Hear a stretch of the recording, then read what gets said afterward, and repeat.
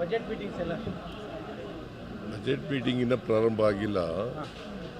Preliminary ಚರ್ಚೆ ಮಾಡ್ತಾ ಇದ್ದೀವಿ ಫೈನಾನ್ಸ್ ಡಿಪಾರ್ಟ್ಮೆಂಟ್ನವ್ರ ಜೊತೆ. ಸೊ 2ನೇ ತಾರೀಕಿನಿಂದ ಪ್ರಾರಂಭ ಆಗುತ್ತೆ, ಸ್ಟ್ರಿಕ್ಟಾಗಿ 2ನೇ ತಾರೀಕಿನಿಂದ. ಡಾಲರ್ಸಲ್ಲೂ ಕೂಡ ಕರ್ನಾಟಕದ ಬಗ್ಗೆ ಭಾಳ ಹೆಮ್ಮೆ ಮಾತಾಡಿದ್ದಾರೆ. ಕರ್ನಾಟಕದಲ್ಲಿ ಇನ್ವೆಸ್ಟ್ಮೆಂಟ್ಗೆ ಒಳ್ಳೆ ಅವಕಾಶ ಇದೆ ಅನ್ನೋ ಅಂತ ಮಾತುಗಳು ಆಡಿದ್ದಾರೆ. ಡಾಲರ್ಸ್ ಎಲ್ಲಿ ಡಿ ಕೆ ಶಿವಕುಮಾರ್ ಎಲ್ಲ ಹೋಗಿದ್ರಲ್ಲ, industries minister D K Shivakumar ಎಲ್ಲ ಹೋಗಿದ್ದಾರೆ. ಲಾವೋಸ್ಗೆ ನಾನು ಹೋಗಲಿಲ್ಲ. ಬಟ್ ಅಲ್ಲಿ ಕರ್ನಾಟಕದಲ್ಲಿ ಯಾವಾಗಲೂ ಕೂಡ ಇನ್ವೆಸ್ಟ್ಮೆಂಟಿಗೆ ಒಳ್ಳೆ ವಾತಾವರಣ ಇದೆ. ನಮ್ಮಲ್ಲಿ ಮ್ಯಾನ್ ಪವರ್ ಜಾಸ್ತಿ ಇದೆ, both skilled and unskilled power ಸಿಗ್ತದೆ. ಈಗ ಸ್ಕಿಲ್ ಆಗಿ ಸ್ಕಿಲ್ ಟ್ರೈನಿಂಗ್ ಎಲ್ಲ ಮಾಡಿಕೊಡ್ತಾ ಇದ್ದೀವಿ. ಸೊ ಹಾಗಾಗಿ ಎಲ್ಲಿ ಸ್ಕಿಲ್ ಟ್ರೈನಿಂಗ್ ಆಗಿರ್ತದೆ ಅವ್ರಿಗೆ 100% ಕೆಲಸ ಸಿಗುತ್ತೆ. ಸರ್, ಈಗ ಮೊನ್ನೆ ವಿಧಾನಸಭೆಯಲ್ಲಿ ಆದಂಥ ವಿಚಾರದಲ್ಲಿ ರಾಷ್ಟ್ರಪತಿಗಳಿಗೆ ರಾಜ್ಯಪಾಲರು ವರದಿ ಕೊಟ್ಟಿದ್ದಾರೆ. ಕೊಡಲಿ, ಪಾಪ ಬೇಡ ಅಂತ. ತಮ್ಮ ಕಡೆಯಿಂದ ಏನಾಗ್ತದೆ?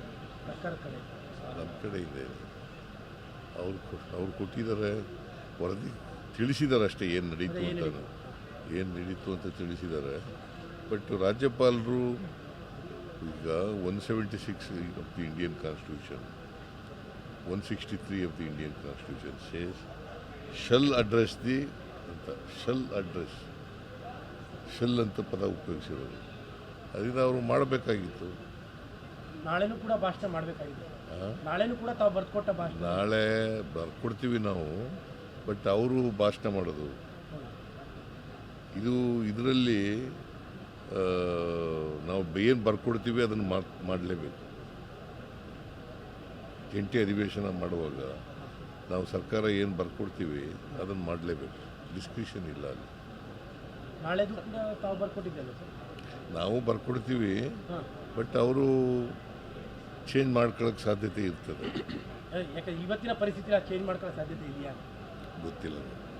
ಗಣರಾಜ್ಯೋತ್ಸವ ಪರೇಡ್ಗೆ ಕರ್ನಾಟಕದ ಸ್ತಬ್ಧ ಚಿತ್ರ ಇಲ್ಲ, ಸೊ ರಾಜ್ಯ ಸರ್ಕಾರ ಪತ್ರವನ್ನು ಮಾಡಬೇಕಿತ್ತು ಅಂತ ಬಿಜೆಪಿ ನಾವು ಕಳಿಸಿದ್ದೀವಿ.